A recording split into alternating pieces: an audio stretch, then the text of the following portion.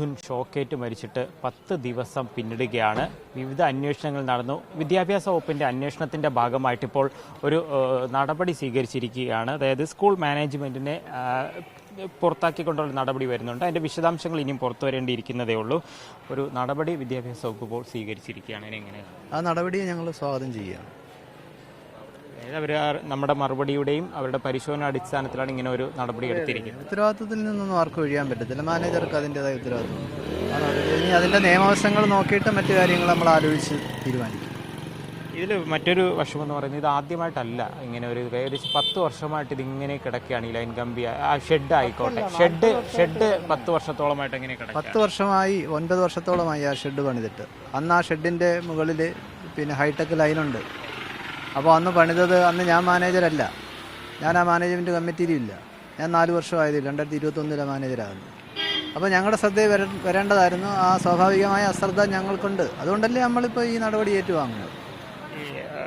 മന്ത്രി press meet നടത്തിയ സമയത്ത് പറയുന്നതാണ്, അതായത് മറുപടി തൃപ്തികരമല്ലാത്തൊരു മറുപടി ലഭിച്ചു, നടപടിയിലേക്ക് കടക്കുന്നു, മാനേജ്മെൻറ്റിനെ പുറത്താക്കുന്നുള്ള ഒരു മറുപടിയാണ് നൽകിയിരിക്കുന്നത്. അതിപ്പോൾ 2 സ്കൂളിനും ബാധകമാണ്. എന്താണ് അറിയേണ്ടത്? അതേക്കുറിച്ച് അതിൻ്റെ ഉത്തരവ് വന്നിട്ടേ വിശദമായി പറയാൻ പറ്റൂ. പക്ഷേ വിശദീകരണം ഒരു നടപടി എടുക്കുമ്പോൾ തൃപ്തികരമല്ലെന്നേ പറയാൻ കഴിയുമല്ലോ.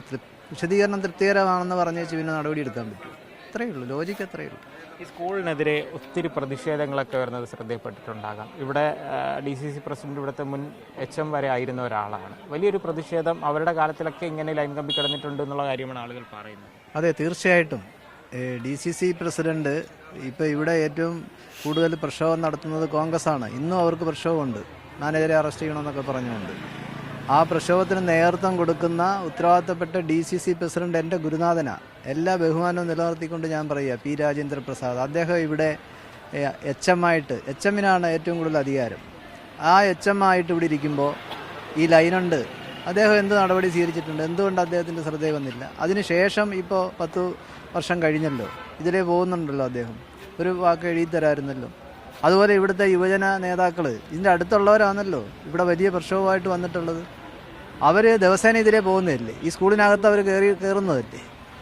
അവരെന്തേ ഒരു പേപ്പർ കടലാസിൽ എഴുതി തന്നാൽ മതിയല്ലോ. അതാണ്ട് ആ ലൈൻ താന്ന് കിടക്കുകയാണ്. എന്ത് സാമൂഹ്യ പ്രതിബദ്ധതയാണ് അവർക്കുള്ളത്?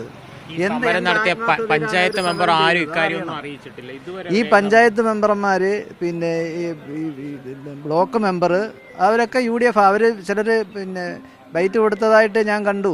ഈ ഞങ്ങളെ ആരെയും അടുപ്പിക്കത്തില്ല, എടുക്കത്തില്ല എന്ന്. അവരൊക്കെ ഇന്ന് ഇവിടെ പരിപാടികൾ നടത്തുന്ന ഫോട്ടോ ഉണ്ട് എൻ്റെ കയ്യിൽ, തെളിവായിട്ട് ഞാൻ കാണിക്കാം. ഈ സ്കൂളിലെ എല്ലാ പരിപാടിക്കും അവരെല്ലാം വിളിക്കാറുണ്ട്. അവരുടെ അസൗകര്യം കൊണ്ട് വരാതിരിക്കുന്നതായിരിക്കും. അവർക്ക് ഉത്തരവാദിത്വമില്ലേ? അവർ ജനപ്രതിനിധികളല്ലേ? ഈ സ്കൂളിൻ്റെ സുരക്ഷയെ സംബന്ധിച്ച് അവരെന്തെങ്കിലും ഒന്ന് ചെയ്തിട്ടുണ്ടോ? എന്തെങ്കിലും ഒരു വാക്ക് അവർ എഴുതി തന്നിട്ടുണ്ടോ ഇന്ന് വരെ? നിങ്ങൾക്ക് ചോദിക്കാമല്ലോ, മാധ്യമങ്ങൾ ഇതെടുക്കണം. മറ്റൊരു കാര്യം, മൂന്ന് അന്വേഷണങ്ങളാണ്. പോലീസ് നിയമ നടപടിയായിട്ട് പോകുന്നു, വിദ്യാഭ്യാസ വകുപ്പ് നടപടിയെടുത്തു. പക്ഷേ KSEBയുടെ ഭാഗത്ത് ഇതുവരെ മറുപടിയോ നടപടിയോ കാര്യങ്ങളായും അവർക്ക് ഈ ഉത്തരവാദിത്തത്തിൽ നിന്ന് ഒരു കാരണവശാലും ഒഴിഞ്ഞു മാറാൻ കഴിയില്ലല്ലോ. അല്ല, അത് അവർ തീരുമാനിക്കേണ്ടതാണ്, അവർക്ക് മേലുള്ള അധികാരികൾ തീരുമാനിക്കേണ്ടതാണ്. പക്ഷേ അവരുടെ ലാപ്സിനകത്തുണ്ട്, ഞാനത് സൂചിപ്പിച്ചല്ലോ. ഈ ഹൈടെക് ലൈൻ, ഇവിടെ ഒരു പോസ്റ്റ് ഇട്ടാൽ ഇത്ര മീറ്റർ അകലെ ഹൈടെക് സ്കൂളിനകത്തൂടെയുള്ള ഹൈടെക് ലൈനാണ്. നടുക്കൊരു പോസ്റ്റ് ഇട്ടിരുന്നെങ്കിൽ ഇത് വരില്ലായിരുന്നു. അതല്ല, ഈ ലൈൻ തന്നെ അവർ മാറ്റണം, അല്ലെങ്കിൽ അത് അടിയിൽ കൂടെ വിടണമായിരുന്നു. ഇതെല്ലാം അവരുടെ ഉത്തരവാദിത്വമാണ്. അവരത് ചെയ്തിട്ടില്ല. അത് കോമ്പിറ്റൻ്റ് ആണ് അവർ അതോറിറ്റി. അപ്പോൾ ഈ മാനേജ്മെൻറ്റ് കമ്മിറ്റിയുടെ സമയത്തല്ല, പക്ഷെ ഒരു ജീവൻ നഷ്ടപ്പെടുക എന്ന് പറയുന്നത് വേദനിപ്പിക്കുന്ന കാര്യം. അതുകൊണ്ട് തന്നെയാണ് അതിൽ ഉത്തരവാദിത്തം ഏറ്റെടുക്കുകയാണ്. അതെ, അതുകൊണ്ടാണ്. ഒരിക്കലും നമ്മൾ ഈ പറയുന്നത് പോലെ ആ കുടുംബത്തിനേറ്റ ആഘാതം അതൊന്നും ഈ നടപടിയുമായി ബന്ധപ്പെട്ട 1000-1 അംശം പോലും ഇല്ല. ഞങ്ങൾ പൊതുപ്രവർത്തകരാണ്, ജനകീയ സമിതിയിലെ തിരഞ്ഞെടുത്ത് മാനേജരായതാണ്. ഏതെങ്കിലും നമുക്ക് അസ്വാഭാവികമായ കുറ്റകരമായ അനാസ്ഥ വരുമ്പോൾ നടപടി ഉണ്ടാവും. അതൊക്കെ മനസ്സിൽ കണ്ടുകൊണ്ടാണ് ഓരോ കാര്യവും പ്രവർത്തിക്കുന്നത്. പക്ഷേ ഇത് നമ്മുടെ ശ്രദ്ധയിൽ വന്നില്ല. ബാക്കി ഒരുപാട് പശ്ചാത്തല സൗകര്യങ്ങളും ഭൗതിക സൗകര്യങ്ങളും ഞാൻ ഒരുക്കിയിട്ടുണ്ട്. ഒരുപാട് വികസനം എൻ്റെ കാലത്ത് ഈ 4 വർഷത്തിനിടയിൽ ഈ സ്കൂളിൽ നടത്തിയിട്ടുണ്ട്. എണ്ണി എനിക്ക് പറയാൻ കഴിയും. ഇവിടെ തന്നെ നല്ല 100% വിജയത്തിലേക്ക് എത്തിച്ചിട്ടുണ്ട് ഈ സ്കൂളിനെ. അതുപോലെ തന്നെ ഫുൾ A+ കിട്ടുന്ന കുട്ടികളുടെ എണ്ണം ഈ ആൺപള്ളിക്കൂടത്തിലും വളരെയധികം. ആദ്യം 12 ആയിരുന്നത്, ഒരു സമയത്ത് 25 ആയിരുന്നു. ഇപ്പോൾ കഴിഞ്ഞ വർഷം 17 പേര്, 9 A+, 11 പേര് ആ നിലയ്ക്ക് ഉന്നത വിജയം നേടാനും. അതുപോലെ ഗേൾസ്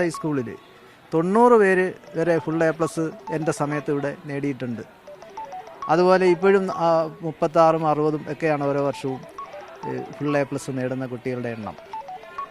എന്തായാലും മാനേജർ പറയുന്നത് അത് തന്നെയാണ്. ഈ നടപടികളെയൊക്കെ അവർക്ക് അതായത് കുടുംബത്തിനുണ്ടായ ഒരു വീഴ്ച അല്ലെങ്കിൽ ആ കുടുംബത്തിനുണ്ടായ ഒരു നഷ്ടത്തെ വെച്ച് നോക്കുമ്പോൾ നടപടിയൊന്നും വലിയൊരു അതായത് അവർക്കതൊരു വിഷയമേ അല്ല. പക്ഷേ ഒരു വീഴ്ച സംഭവിച്ചിട്ടുണ്ട്, അതിന് നടപടി എടുത്തിരിക്കുന്നു, അതിനെ അംഗീകരിക്കും. ഇനി എന്തെന്നുള്ളത് നിയമവിദഗ്ധരുമായി ആലോചിച്ച് മുന്നോട്ട് പോകും എന്നുള്ള കാര്യം വ്യക്തമാക്കുന്നു. കൊല്ലത്ത് നിന്ന് രതീഷ് മാടമ്പിശലിനൊപ്പം ലിജോ റോളൻസ്, മീഡിയ 1.